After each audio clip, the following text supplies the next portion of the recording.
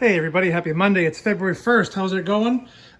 So today, the video, and we're gonna do a lot of videos coming up here. How to make a cheap DIY saltwater mixing station. I've done my research online.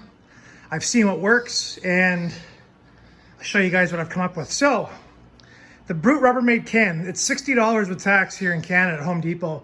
It's pretty pricey, however, it's a Rubbermaid. It is built for tough. This thing is a beast. It's very strong. So it's 32 gallons of space or volume. So you can hold 32 gallons or around 30 gallons of water. Obviously, you're gonna have a little bit of air gap at the top. So there's a couple reasons why we use these. First of all, like I said, they're great, they're strong, they can hold a lot of water. Second of all, done a lot of research on this. If you go to the bottom of a Brute can, let me just go upside down here, you are gonna see, right? And hold on, I gotta get this in a better focus here. Right there, see that symbol? That means that this can is food grade plastic, meaning you can put water in here and you're not gonna have any bad chemicals leach into it over time. You can basically eat off of this thing. So this is why we use the Brute cans. They're awesome for storage of water. So what we're gonna do is we're gonna adapt this. We're gonna put it in the furnace room because right now I am doing 4 5-gallon buckets. 3 of them have salt water, 1 of them has RODI water. And now that I have a larger system here and these systems still going, I wanna have more water readily available. So what we're gonna do first is I have the float valve. This is from the RODI system. And really simple. Basically the water lifts it up, shuts the valve off.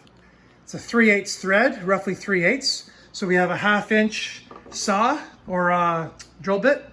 And what we're gonna do is you gotta be really careful when you set this. You do not wanna have this thing at the top. Why? Because it has to travel up for the water to shut off the valve. You could end up overflowing it. So what you wanna do is at least give yourself a couple inches just in case. Plus you also, if you're gonna dip a bucket into it to get the water out, you also wanna leave a little bit of room for that as well. So we'll probably do a couple inches down like you see here. We'll drill the hole and then I'll show you the next step. Okay, so you know me, I don't do everything crazy step by step because I don't have the camera technology yet, but maybe someday we will. So 1/2 inch hole, drill it down about 3 inches just to allow the float to have room to do its work, and I'm okay with that. So I took the outline, the good water line from the RODI, and basically there's a compression fitting in here. You just tighten it by hand. Give this little nut here a small tighten on the gasket, nothing too crazy. Turn your system on, and this is what you're gonna get.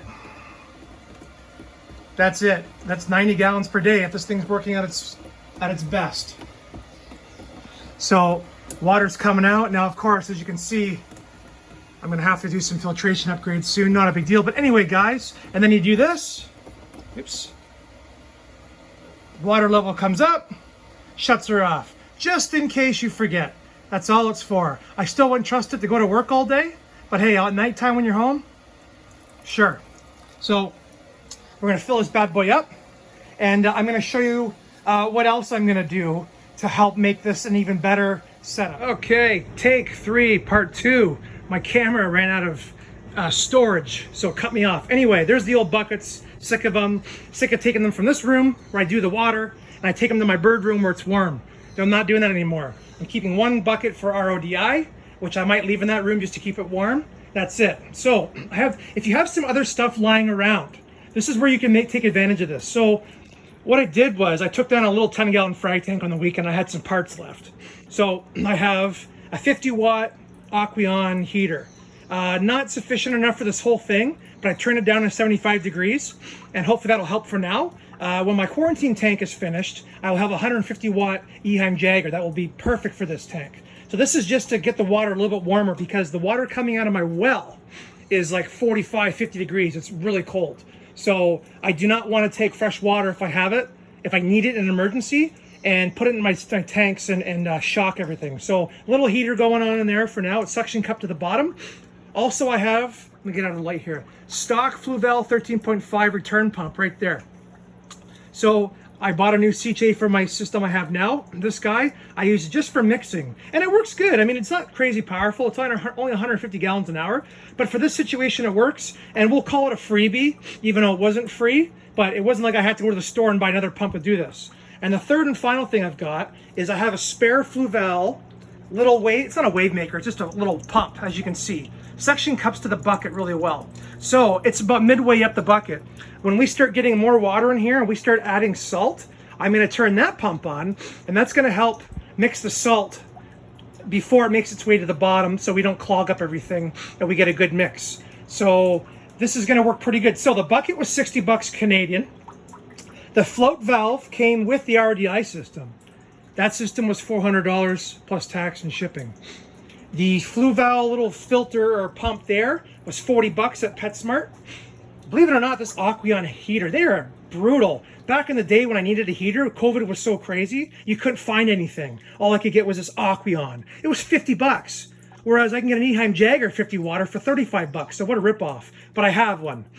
And the Fluval pump, we're going to say it's priceless because it came with another kit. So really, we're going to say you can do this setup for just over $100 if you have RODI or whatever you have. We're not going to include that in the price. So pretty bargain. If you go on Eat Sleep Reef, a lot of these guys that I follow, their mixing stations are $1,000, $1,500, DC controllable pumps, big, massive $300 vats, one that has fresh water, one that has salt water that mixes it for you. That's insane. That's kind of like super pro stuff, but you got to start somewhere. So this is what we got. So in my furnace room, good thing about it is there's the sump right there. If any water does leak over, it will go into that pump. So no leaks in the basement, which is great. And we'll give you guys an update on how it works and how the pump and everything goes. And then of course, I have a lid for this bad boy as well to keep the dust out and keep the heat in. Once I figure out where I want this, I will cut a little slot on the side of the lid for the quartz. And away we go. And as you can see, we're making water, folks. Okay, this was making a little DIY mixing station, 32-gallon Brute trash can. Have a good one.